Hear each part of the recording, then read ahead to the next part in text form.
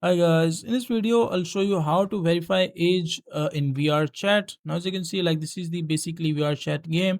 If you want to verify age, so you just need to go to their website. You just cannot do it directly from the game. So what you need to do is just head back to your account vrchat.com. Make sure you're logged in, and inside the join the team option you will see an option like this one, age verification. If you want to directly go to the age verification, just go to this section, this URL, vrchat.com/home/age verification.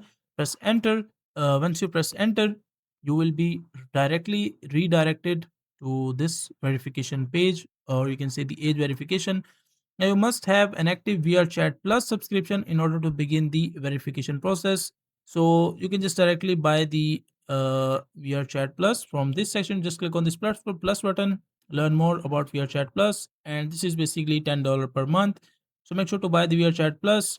Go to their website and you will see an option to verify your age. Make sure that you provide the correct details and the correct profile picture of you, so it is easy for you to do the age verification. So that is a simple and easy process of how you can do it.